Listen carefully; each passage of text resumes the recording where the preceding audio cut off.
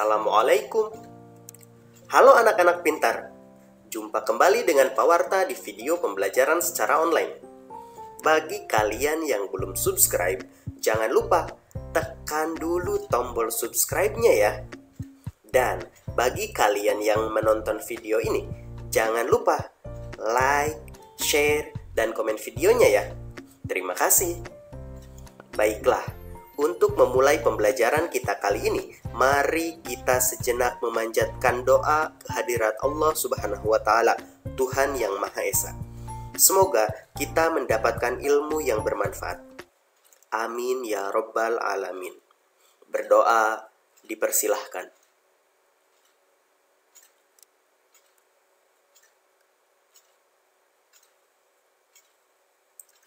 Selesai.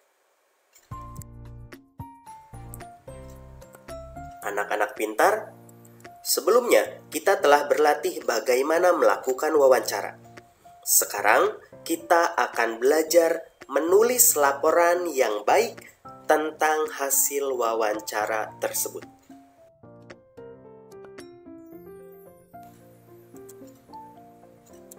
Setelah kita melakukan wawancara, langkah berikutnya yang harus kita lakukan adalah membuat laporan hasil wawancara. Untuk membuat laporan hasil wawancara, ada format yang sudah biasa digunakan dalam penyusunan laporan tersebut. Berikut ini adalah format laporan hasil wawancara. Yang pertama, ada latar belakang. Pada bagian ini, kita harus menuliskan alasan melakukan wawancara. Contoh, kami, siswa kelas 4, mendapat tugas untuk melakukan wawancara tentang tumbuhan dan hewan kepada masyarakat di sekitar tempat tinggal kami. Kedua, maksud dan tujuan. Bagian maksud dan tujuan berisikan maksud dan tujuan dilakukannya wawancara. Contoh, tujuan dari kegiatan ini adalah untuk menggali informasi lebih lanjut dan memperdalam pemahaman kami tentang berbagai hewan dan tumbuhan di sekitar tempat tinggal kami, yang meliputi karakteristik tumbuhan dan hewan dan kaitannya dengan tempat hidupnya, serta hak dan tanggung jawab terhadap lingkungan. Selanjutnya, topik wawancara. Bagian ini berisikan pokok bahasan atau tema yang diangkat dalam wawancara tersebut. Contoh, tumbuhan dan hewan di sekitarku. Keempat, waktu dan tempat kegiatan. Bagian ini berisikan waktu dan tempat dilaksanakannya wawancara. Contoh, wawancara ini dilaksanakan pada hari tanggal Rabu 23 September 2020. Waktunya pukul 8 sampai pukul 9 waktu Indonesia bagian Barat. Tempatnya di Kampung Mekarjaya.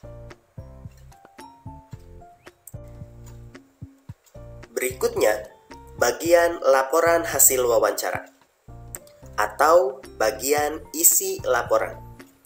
Pada bagian ini harus menuliskan narasumber, kemudian pewawancara, dan juga hasil dari kegiatan wawancara yang dilaksanakan.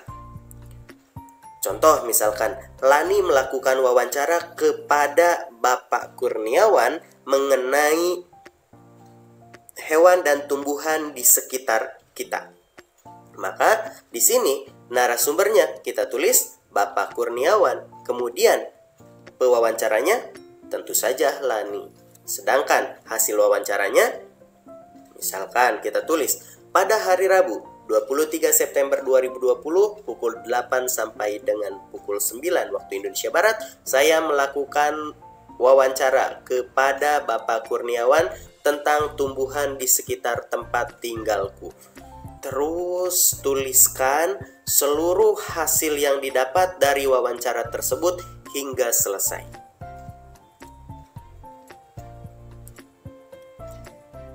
Bagian terakhir dari laporan hasil wawancara adalah kesimpulan.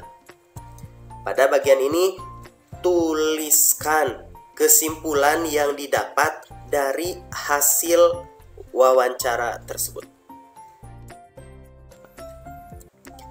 Saatnya mengerjakan tugas. Silahkan kalian lakukan wawancara kepada keluarga kalian mengenai pelestarian hewan langka. Kemudian kalian susun laporan dari hasil wawancara tersebut.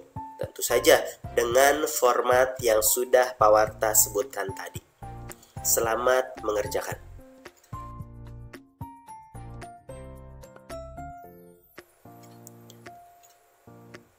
Anak-anak pintar, fauna merupakan salah satu kekayaan alam yang dimiliki oleh Indonesia. Fauna adalah keseluruhan kehidupan hewan di suatu habitat atau daerah tertentu. Ada beberapa spesies fauna yang keberadaannya di alam semakin hari semakin sedikit, bahkan bisa dikatakan terancam punah. Berikut ini adalah contoh beberapa hewan yang bisa dikatakan terancam punah.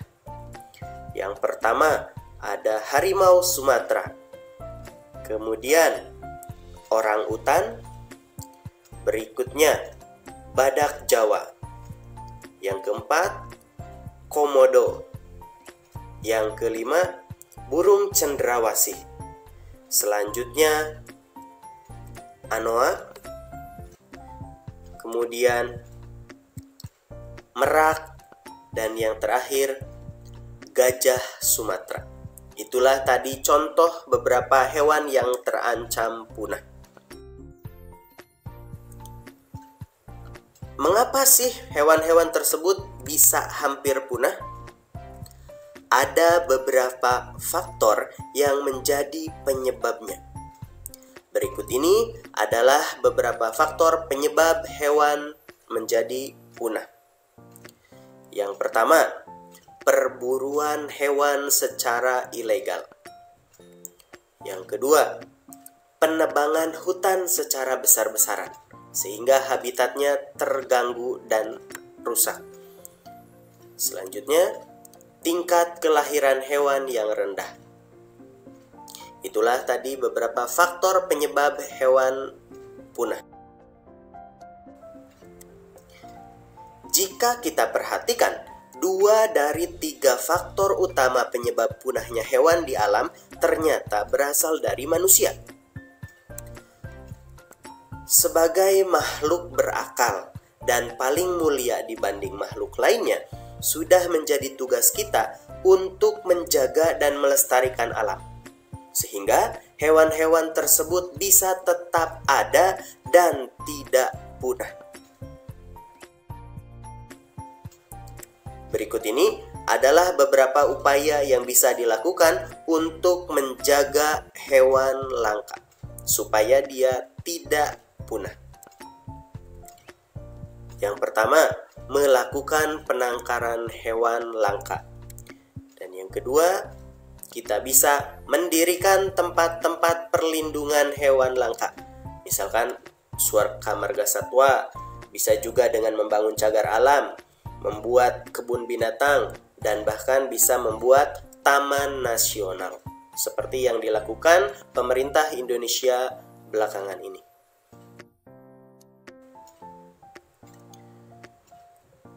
Dengan melindungi hewan langka, kita dapat 1. menjaga keseimbangan ekosistem agar kehidupan di muka bumi tetap berjalan dengan baik.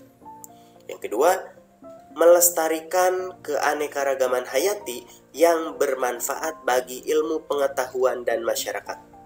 Dan yang terakhir, memenuhi kebutuhan masyarakat, misalnya untuk bahan pangan dan obat-obatan. Tugas selanjutnya. Jawablah pertanyaan-pertanyaan berikut dengan tepat. Nomor 1, mengapa kita perlu melestarikan hewan langka? Nomor 2, apa yang terjadi jika terdapat hewan yang punah? Nomor 3, apa yang bisa kita lakukan sebagai warga negara untuk melestarikan hewan langka?